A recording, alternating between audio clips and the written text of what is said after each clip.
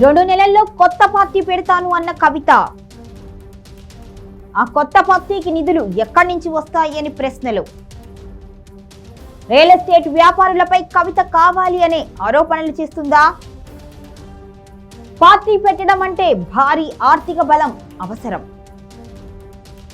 Business man రియల్టర్లపై కవిత focus పై అనుమానాలు. Party funds ఎలా సమకూరుస్తుంది అన్న దానిపై ఆసక్తి. రాజకీయ శక్తిగా ఎదగాలి అంటే ఆర్థిక బలం కీలకమని చర్చ.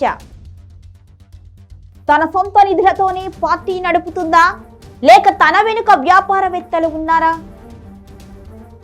కొత్త పార్టీకి నిధులు సమకూర్చుకోవాలి అంటే కేసీఆర్ ఆస్తిలో వాటా కావాలా? ఇందులో నిజమెంత? తెలంగాణ రాజకీయాల్లో కొత్త చర్చకు దారితీసింది కల్వకుంట్ల కవిత చేసిన వ్యాఖ్యలు.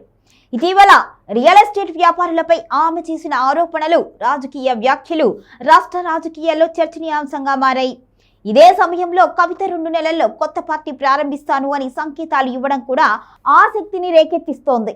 అయితే కొత్త పార్టీ స్థాపన అంటే కేవలం ప్రకటనతో పూర్తయ్యే పని కాదని, దానికి భారీ ఆర్థిక లాభం అవసరము అని రాజకీయ వర్గాలు వ్యాఖ్యానిస్తున్నాయి.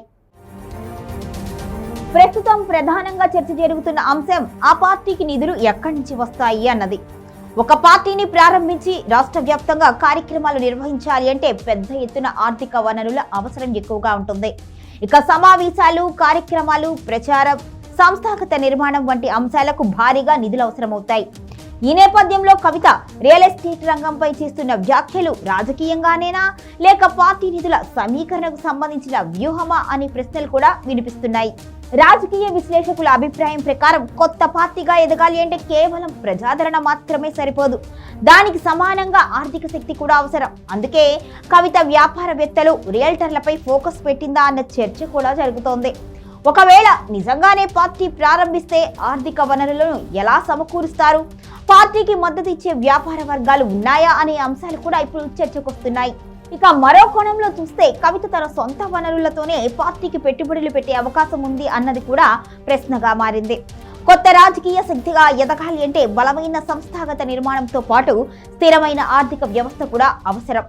అందువలన కవిత ప్రకటించిన కొత్త పార్టీ ఆలోచన ఎంతవరకు కార్యరూపం దాల్చుతుంది, నిధుల సమీకరణ ఎలా జరుగుతుంది అన్నది రాబోయే రోజుల్లో తెలంగాణ రాజకీయాల్లో కీలక చర్చగా మారే అవకాశం కనిపిస్తుంది. ఇక రాజకీయ వర్గాల్లో ఇప్పుడు వినిపిస్తున్న మరొక ప్రశ్న, కొత్త పార్టీకి నిధులు సమకూర్చుకోవాలి అంటే కేసీఆర్ ఆస్తిలో వాటా కావాలా అన్నది. కవిత తెలంగాణ మాజీ ముఖ్యమంత్రి కేసీఆర్ కుమార్తె కావడంతో భవిష్యత్తులో కుటుంబ ఆస్తిలో తనకు వచ్చే వాటాను పార్టీ నిర్మాణానికి వినియోగిస్తారా అన్న ఊహాగానాలు కూడా ఇప్పుడు వినిపిస్తున్నాయి.